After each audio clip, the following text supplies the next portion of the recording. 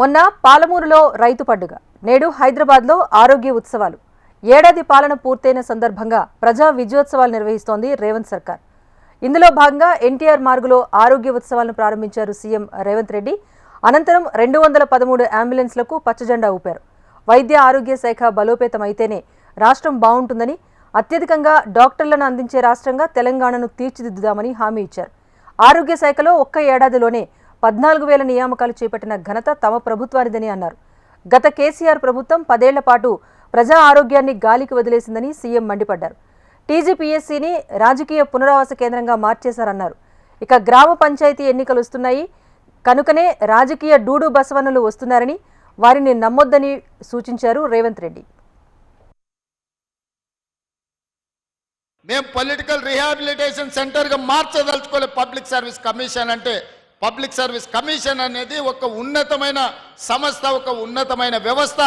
అక్కడ పనిచేసే వాళ్ళకు చిత్తశుద్ధి ఉండాలి, అవగాహన ఉండాలి. గ్రూప్ 1 పరీక్షలు నిర్వహించే పబ్లిక్ సర్వీస్ కమిషన్లో సభ్యులుగా చిన్న చిన్న చిరు ఉద్యోగస్తులను రాజకీయ పునరావాస కేంద్రంగా మార్చి ఆ పార్టీ సభ్యులను నియమించడంతో పూర్తిగా భ్రష్టు పట్టుపోయి ప్రతిష్ట దెబ్బతిన్నది పబ్లిక్ సర్వీస్ కమిషన్. కానీ మన ప్రభుత్వం వచ్చినాక పబ్లిక్ సర్వీస్ కమిషన్ కంప్లీట్గా ప్రక్షాళన చేసి ఉన్నత చదువులు చదువుకున్న వాళ్ళను, ఉన్నత హోదాలు ప్రభుత్వంలో నిర్వహించిన వాళ్ళను సభ్యులుగా చైర్పర్సన్స్గా నియమించడం ద్వారా ఈరోజు ఎలాంటి ఆరోపణ లేకుండా నిర్వహించగలిగినాము అని అంటే ఈ ప్రభుత్వం యొక్క చిత్తశుద్ధిని మీ ద్వారా తెలంగాణ సమాజానికి నేను చెప్పదలుచు. గత ప్రభుత్వం ప్రతి మండలంలో 30 పడకల ఆసుపత్రి, ప్రతి నియోజకవర్గంలో 100 పడకల ఆసుపత్రి, ప్రతి జిల్లా కేంద్రంలో ఒక మెడికల్ కాలేజీని ఇస్తామని చెప్పిండ్రు. 10 సంవత్సరాలైన మండలాలలో 30 పడకలు రాలే, నియోజకవర్గాలలో 100 పడకలు రాలేదు. మెడికల్ కాలేజీలు ఇస్తే అత్తా పత్తా లేదు. బోర్డర్ ఉంది, జీవోనన్న ఉంది, కానీ అది ఎక్కడుందో ఎత్తుకుతే ఎక్కడ కనిపించదు. అట్లాంటి అగమ్య గోచరం నుంచి విద్యాశాఖను, వైద్య శాఖను బయటికి తీసుకొచ్చి విద్యాశాఖ స్వయంగా నేనే పర్యవేక్షిస్తూ, వైద్య ఆరోగ్య శాఖ పెద్దలు దామోదర్ రాజనరసింహ గారు పర్యవేక్షిస్తూ ఈరోజు ఈ మంచి నిర్ణయాలు తీసుకున్నాము. ఈ ప్రభుత్వం ముందుకు వెళ్తుంది. పేదలకు సేవలు అందించాలన్న లక్ష్యంతో ఈరోజు మన ప్రభుత్వం నడుస్తున్నది.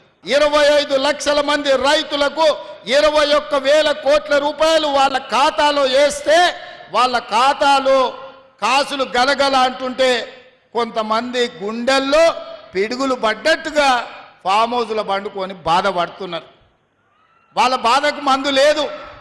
ఏదైనా మందు ఉంటే ఇక ఆ మందు జూపల్లి కృష్ణారావు గారు ఇవ్వాల్సిందే. వారు లేరు కానీ వాళ్ళ శాఖ ఇవ్వాల్సిందే. ఎవరు అడ్డం పండుకున్నా, ఎవరు నిలువు పట్టినా, ఎవరు కాళ్ళలో కట్టెబెట్టినా సన్న ఒట్లు పండించండి, 500 రూపాయల బోనస్ మీ ఖాతాలో పడుతుంది అని చెప్పి నేను ఈ వేదిక మీద నుంచి రైతాంగానికి నేను మాట ఇవ్వదలుచుకున్నా. సంక్రాంతి పండుగ ముందలొట్టే డూడు బసవన్న లాంటి సన్నాయిలు ఎన్ని ఊదినా, గంగిరెద్దులను తెచ్చి ఎన్ని దండాలు పెట్టించినా వాళ్ళ లక్ష్యమంతా రేపు వచ్చే సర్పంచ్ ఎన్నికలలో ఓట్లే తప్ప రైతుల కష్టాలు కాదు, రైతులను ఆదుకోవాలన్న ఆలోచన కాదు. ఒక ఆయన ఢిల్లీలో 3వ అయిండు, 11వ సంవత్సరం రైతుల ఆదాయం 2 చేస్తా అన్నాడు. రైతు వ్యతిరేక నల్ల చట్టాలు తీసుకొస్తే 16 నెలలు ఢిల్లీ సరిహద్దుల్లో రైతులు యుద్ధం ప్రకటిస్తే 750 మంది చచ్చిపోతే నల్ల చట్టాలు వెనక్కి తీసుకొని ఈ రైతు జాతికే క్షమాపణ చెప్పిన ఆయన 3వసారి కుర్చీలో కూర్చున్నాడు. 10 ఏళ్ళు ఉన్నావు, జయ జయ హే తెలంగాణ అనే గానం తెలంగాణ జాతికి నువ్వు అంకితం ఇయ్యలేకపోయినవి, ఇది ద్రోహం కాదా అని నేను అడుగుతున్నా. 10 సంవత్సరాల అధికారంలో ఉన్న నువ్వు సచివాలయంలో తెలంగాణ తల్లి విగ్రహాన్ని పెట్టాలన్న ఆలోచనే రాలేదు. బుద్ధుని పక్కన నీది పెట్టుకోవాలనుకున్నావు కానీ సచివాలయంలో తెలంగాణ తల్లి విగ్రహం పెట్టాలన్న ఆలోచన నీకు రాలేదు. 10 ఏళ్ళైనా నువ్వు పెట్టలేదు. ఇవాళ మేము పెడుతున్నాం కదా డిసెంబర్ 9 నాడు అని నేను చెప్తున్నా. ఆరోగ్యశ్రీ పరిమితిని ఏడాదికి 10 లక్షలకు పెంచి పేదవాడికి ఆరోగ్యానికి భరోసా ఇస్తున్నామన్నారు డిప్యూటీ సీఎం భట్టి విక్రమార్క. రాష్ట్ర వ్యాప్తంగా ప్రభుత్వ ఆసుపత్రులను బలోపేతం చేస్తున్నామన్నారు. గత బీఆర్ఎస్ ప్రభుత్వంలో ఆసుపత్రుల్లో మందులు లేక, డాక్టర్లు లేక ప్రజలు ఇబ్బందులు పడ్డారన్నారు. ప్రజా వైద్యాన్ని గాలికి వదిలేసిన గత సర్కారు ఇప్పుడు తగదనమ్మా అంటూ రోడ్డు మీదకొచ్చి అడ్డగోలుగా మాట్లాడుతున్నారంటూ ఫైర్ అయ్యారు భట్టి.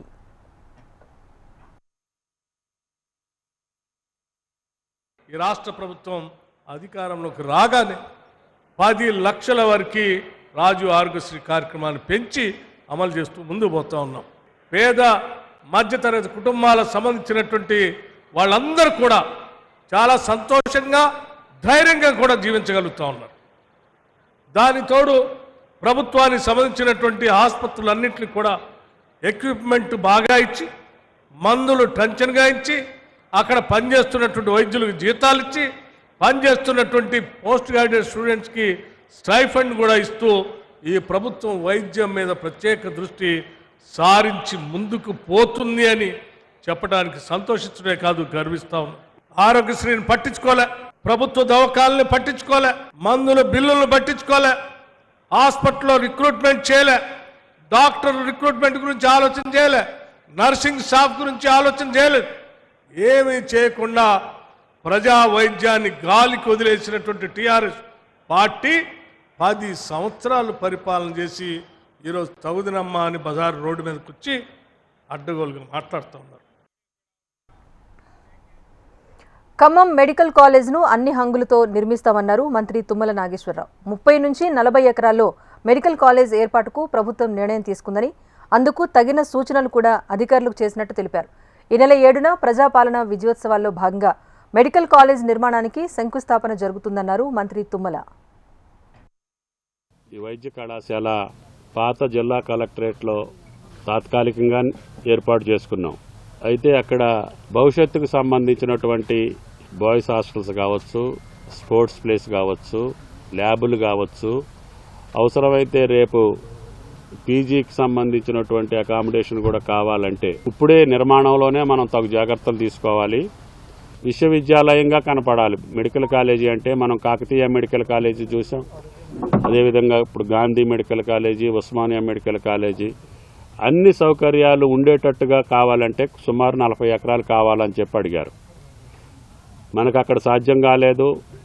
భవిష్యత్తులో ట్రాఫిక్ని చూసుకున్నా, విద్యార్థులకి సౌకర్యం చూసుకున్నా, ఈ ప్రాంతం యొక్క నైసర్గిక స్వరూపం చూసుకున్నా, మనం ఈ మండలంలో విశాలమైన ప్రాంతంలో పెట్టుకోవాలి. రాష్ట్ర వ్యాప్తంగా ప్రభుత్వం చేస్తున్నటువంటి ప్రజాపాలన విజయోత్సవాల్లో భాగంగా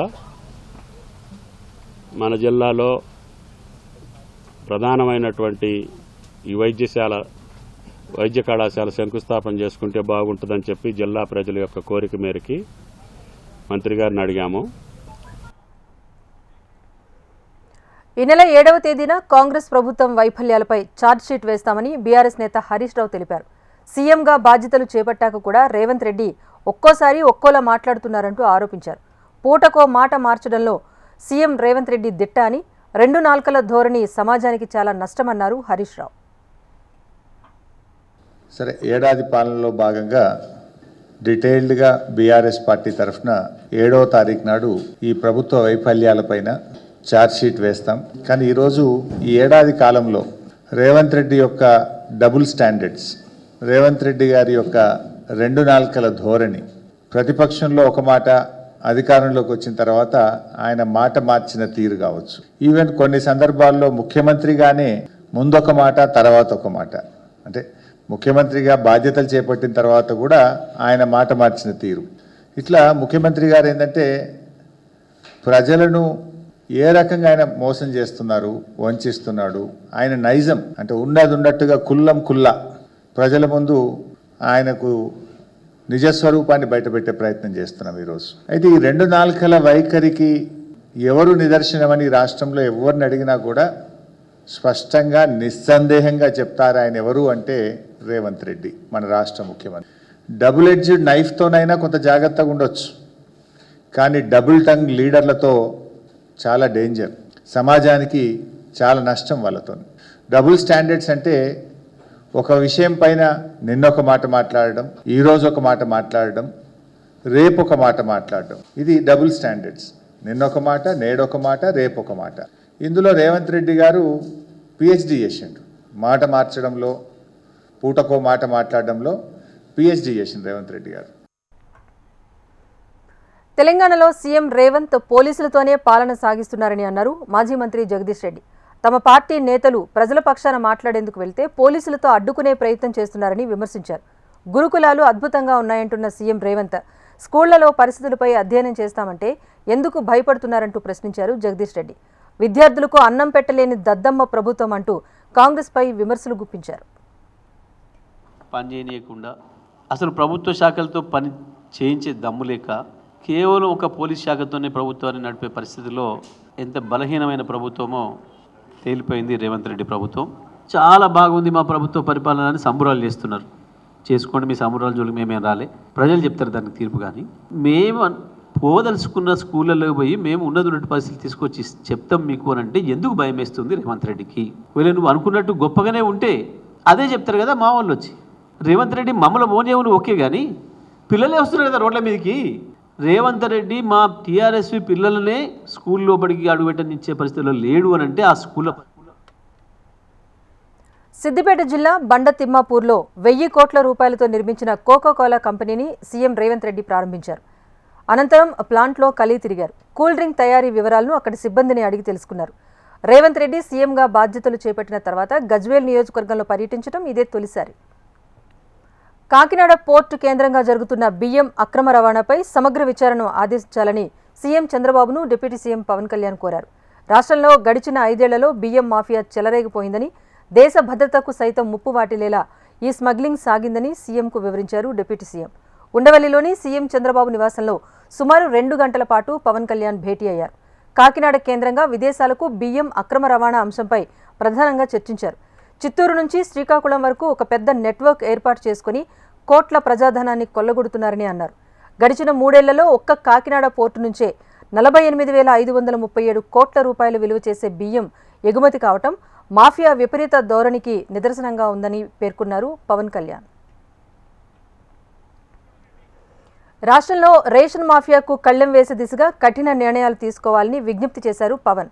గత 5 ఏళ్లలో కాకినాడ పోర్టులోకి ఎవరిని అనుమతించలేదని, తన పర్యటన సమయంలోనూ ఇబ్బందులు ఎదురయ్యాయని తెలిపారు. ఆఫ్రికా దేశాలకు బియ్యం ఎగుమతులు చేసి కోట్లు కూడబెడుతున్నారని, రాష్ట్రంలో ఏ పోర్టులో జరగని విధంగా కాకినాడ పోర్టులోనే గత ప్రభుత్వ హయాంలో బియ్యం ఎగుమతి జరిగిందని అన్నారు. సమగ్ర విచారణ ద్వారా వాస్తవాలు బయటకు తీసుకురావాల్సిన అవసరం ఉందని అభిప్రాయపడ్డారు. అమరావతిలో చేపట్టబోయే అభివృద్ధి పనులపైన ఇద్దరు నేతలు చర్చించినట్టుగా తెలుస్తోంది. ఇటీవల పవన్ ఢిల్లీ పర్యటనతో పాటు తాజా రాజకీయ పరిణామాలు, నామినేటెడ్ పదవుల 4వ జాబితా విడుదలపైన నేతలిద్దరూ చర్చించినట్టుగా సమాచారం. కాకినాడ పోర్టులో ఏపీ డిప్యూటీ సీఎం పవన్ పర్యటనపై విమర్శనాస్త్రాలు సంధించారు ఎమ్మెల్సీ బొత్స సత్యనారాయణ. పోర్టులో పవన్ పర్యటన గబ్బర్ సింగ్ 3 సినిమాలా ఉంది అంటూ కామెంట్ చేశారు. పీడీఎస్ బియ్యం అక్రమంగా తరలించడం చట్ట విరుద్ధమేనన్న బొత్స, బియ్యం స్మగ్లింగ్ జరుగుతూ ఉంటే సర్కారు ఏం చేస్తోందని ప్రశ్నించారు. ప్రభుత్వం మీదే కదా, చర్యలు ఎందుకు తీసుకోలేదు అంటూ కూటమి ప్రభుత్వాన్ని నిలదీశారు. మంత్రి ప్రమేయం లేకుండా పోర్టు నుంచి బియ్యం తరలి వెళ్తున్నాయా అంటూ విమర్శించారు బొత్స.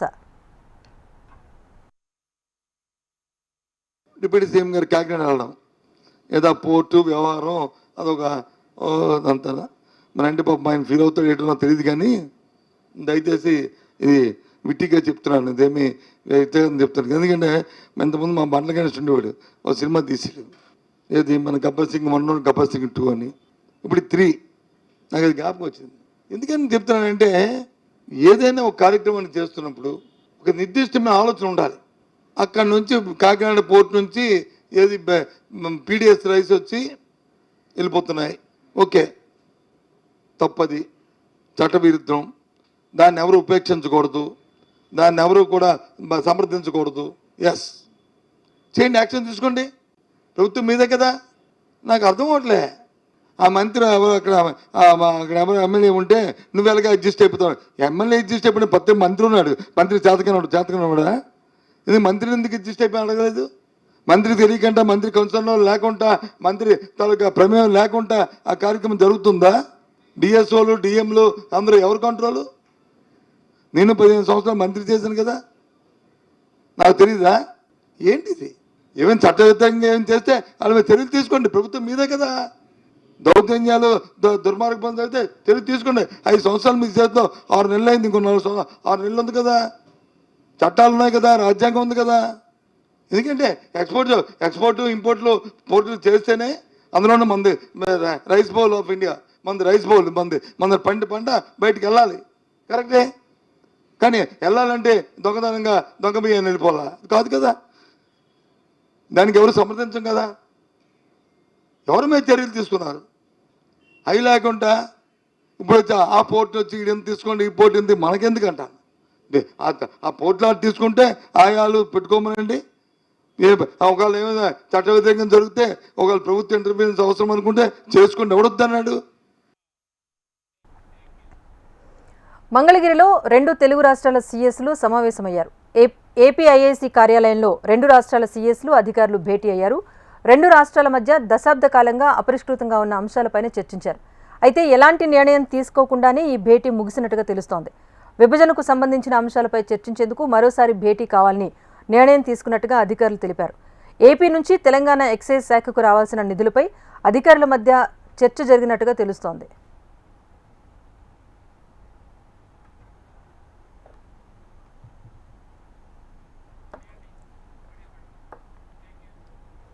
అమరావతిలోని సచివాలయంలో సీఎం చంద్రబాబు అధ్యక్షతన రేపు కేబినెట్ సమావేశం జరగనుంది. జన్మభూమి 2 కార్యక్రమంలో భాగంగా కొత్త రేషన్ కార్డులు, పెన్షన్లపైన మంత్రివర్గం చర్చించనుంది. కాగా ఈ మంత్రివర్గ సమావేశంలో కీలక నిర్ణయాలు తీసుకునే అవకాశం ఉన్నట్టుగా తెలుస్తోంది.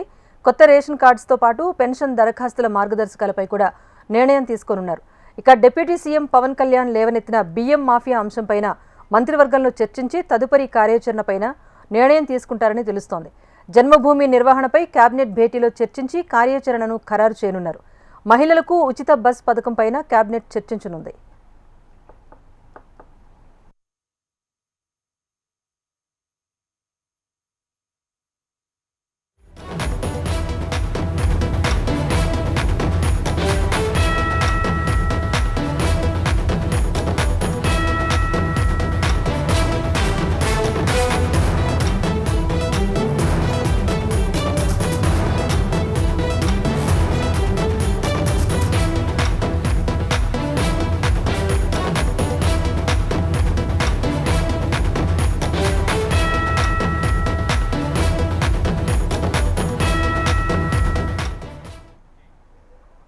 విజయవాడ మెట్రో రైల్ డీపీఆర్కు రాష్ట్ర ప్రభుత్వం ఆమోదం తెలిపింది. దీన్ని 2 దశల్లో కారిడార్ 1A, 1Bగా మొత్తంగా 38.4 కిలోమీటర్ల మేర నిర్మాణం చేపట్టాలని భావిస్తోంది. దీనికి సంబంధించిన డీపీఆర్ను మెట్రో రైల్ కార్పొరేషన్ రాష్ట్ర ప్రభుత్వానికి సమర్పించగా ఆమోదం తెలియజేస్తూ ఉత్తర్వులు జారీ చేసింది. విజయవాడ మెట్రో రైల్ ప్రాజెక్టును మొత్తంగా 11,009 కోట్ల రూపాయలతో కారిడార్ 1A-B నిర్మించాలని రాష్ట్ర ప్రభుత్వం యోచిస్తోంది. భూసేకరణ కోసం 1152 కోట్ల రూపాయలు రాష్ట్ర ప్రభుత్వం భరించేలా డీపీఆర్ను సిద్ధం చేశారు. విజయవాడ మెట్రోలో 2వ దశలో భాగంగా 3వ కారిడార్ను దాదాపు 27.75 కిలోమీటర్ల మేర నిర్మించాలని భావిస్తున్నారు.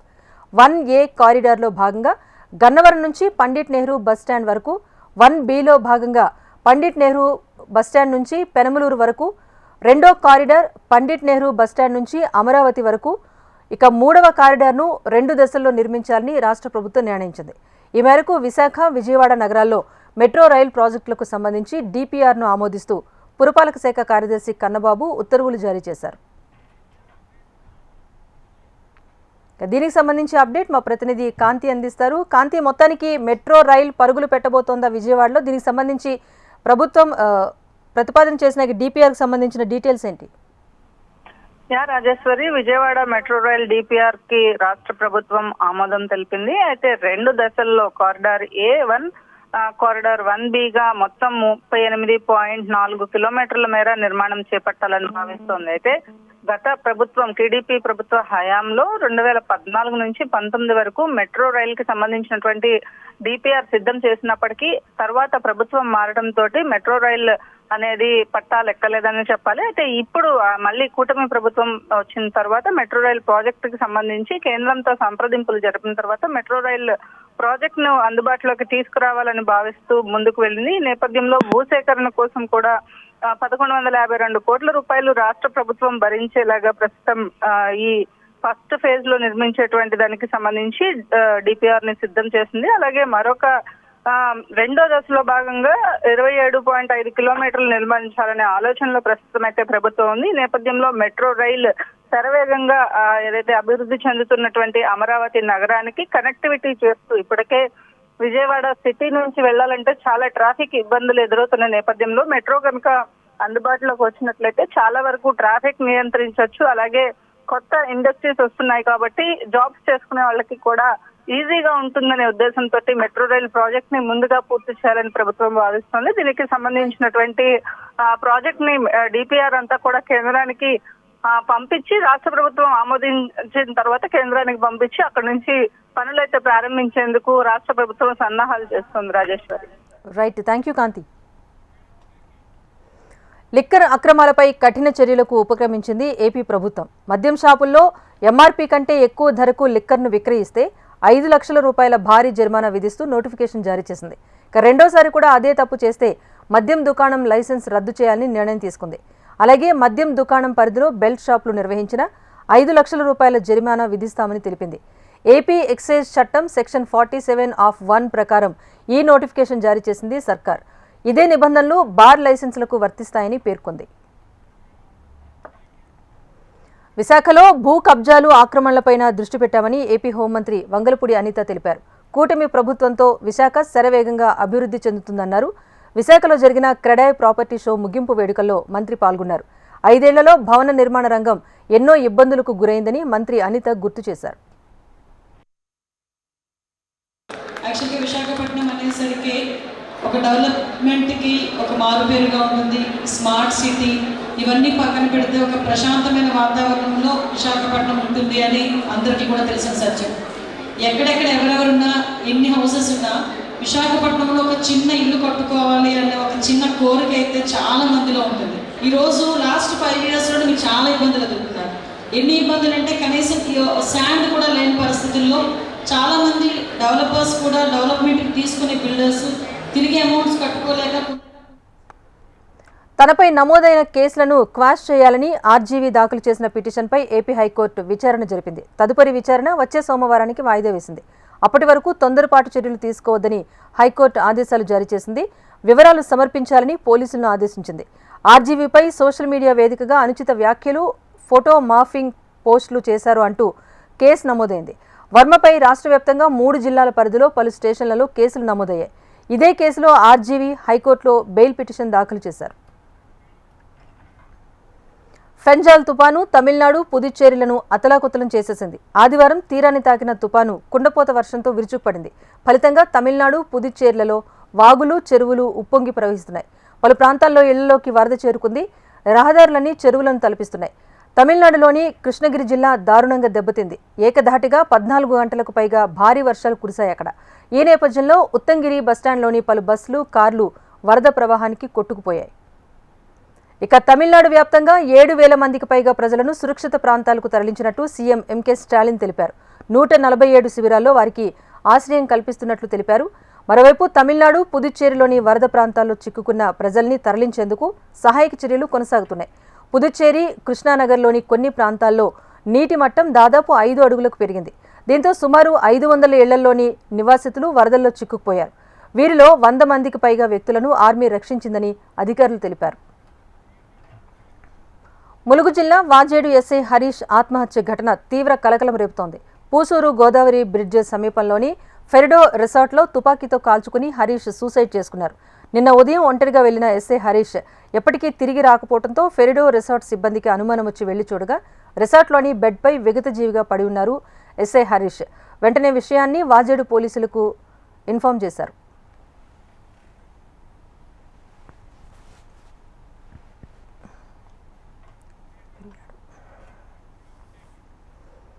ఆసిఫాబాద్ జిల్లాను పులి భయం వదలటం లేదు. రోజుకో చోట దాడులతో జిల్లా వాసులకు పులులు ముచ్చెమటలు పట్టిస్తున్నాయి. ఇటీవల వరుసగా 2 వ్యక్తులపై దాడి చేసిన పులులు పశువుల మందపైన దాడి చేశాయి. దీంతో జిల్లాలోని ఏజెన్సీ ప్రాంతాల వాసులు భయంతో వణికిపోతున్నారు. ముందుగా ఒక పులి దాడికి పాల్పడుతోందని భావించిన అటవీశాఖ అధికారులు పులి జాడ కోసం ట్రాప్ కెమెరాలు, డ్రోన్లతో వెతుకుతున్నారు. అయితే జిల్లాలో మొత్తం 4 పులులు సంచరిస్తున్నట్లుగా అధికారులు గుర్తించారు. దీంతో జిల్లా వాసుల్లో ఎప్పుడు ఏం జరుగుతుందో అన్న టెన్షన్ కనిపిస్తోంది. మహారాష్ట్ర, తెలంగాణ సరిహద్దుల నుంచి జిల్లాకు పులులు చేరుకున్నట్టుగా భావిస్తున్నారు అధికారులు. ఆసిఫాబాద్ జిల్లా వ్యాప్తంగా ప్రజలు అప్రమత్తంగా ఉండాలని సూచించారు. పార్లమెంట్ శీతాకాల సమావేశాల్లో నెలకొన్న ప్రతిష్టంభనకు తెరపడింది. ఇవాళ అన్ని విపక్ష పార్టీల ఫ్లోర్ లీడర్లతో సమావేశమైన ఓం బిర్లా సమావేశాలు సజావుగా జరిగేలా సహకరించాలని కోరారు. సమావేశాలు ప్రారంభమైన నాటి నుంచి ఉభయ సభల్లో విపక్షాల ఆందోళనలతో కార్యకలాపాలకు అంతరాయం కలుగుతోంది. దీంతో సమావేశాన్ని ఏర్పాటు చేసిన స్పీకర్ ఓం బిర్లా విపక్షాల డిమాండ్లకు ఓకే చెప్పారు. ఈ నెల 13, 14న లోక్సభలో, 16, 17 తేదీల్లో రాజ్యసభలో రాజ్యాంగంపై చర్చ జరగనుంది. ఇక సంభల్ అంశంపై మాట్లాడేందుకు సమాజ్వాదీ పార్టీకి, బంగ్లాదేశ్లో పరిస్థితులపై మాట్లాడేందుకు తృణమూల్ కాంగ్రెస్కు అనుమతి ఇచ్చినట్టుగా తెలుస్తోంది. మహారాష్ట్ర సీఎం ఎంపిక సస్పెన్స్ సినిమాను తలపిస్తోంది. నేడు, రేపు అంటూ 10 రోజులుగా సీఎం పదవిని నాంచుతూ వస్తున్నారు. ఇవాళ జరగాల్సిన మహాయుతి నేతల భేటీలో అయినా సీఎం ఎవరో ఓ క్లారిటీ వస్తుందని అంతా ఆశించారు. కానీ ఏక్నాథ్ షిండేకు అనారోగ్యం కారణంగా సోమవారం ముంబైలో జరగాల్సిన కీలక సమావేశం రద్దయింది. మరోవైపు అజిత్ పవార్ ఢిల్లీ వెళ్లారు. బీజేపీ అగ్రనాయకులతో సమావేశం కాబోతున్నారు. ఇలా మహాయుతి నేతల మధ్య ఏకాభిప్రాయం కుదరకపోవడంతో సీఎంతో పాటు మంత్రి పదవులను ఖరారు చేయడంలో ప్రతిష్టంభన నెలకొంది. మోదీ, అమిత్ షా నిర్ణయానికే కట్టుబడి ఉన్నానని షిండే చెబుతున్నా ఆయన అలకలో ఉన్నారని శివసేన నేతలు చెబుతున్నారు. ఇదిలా ఉంటే రేపు బీజేపీ ఎమ్మెల్యేలు సమావేశమై బీజేపీ ఫ్లోర్ లీడర్ను ఎన్నుకోబోతున్నారు. బీజేపీ హైకమాండ్ ఎవరిని సీఎం చేయాలనుకుంటోందో రేపు ఓ స్పష్టత రానుంది. ఈ నెల 5న ముంబై ఆజాద్ మైదానంలో సీఎం ప్రమాణ స్వీకారం చేయబోతున్నారు.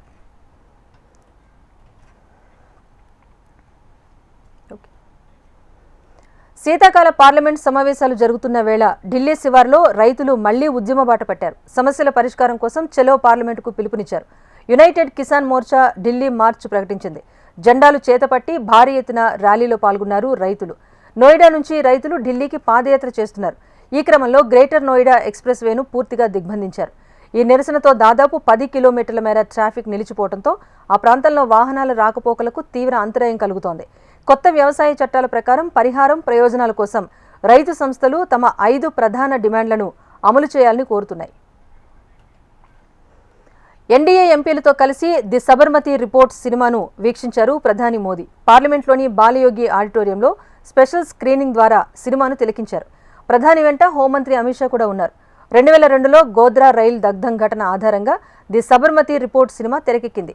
మూవీని చూసిన అనంతరం ఫిల్మ్ మేకర్స్ను అభినందిస్తూ ట్వీట్ చేశారు మోదీ.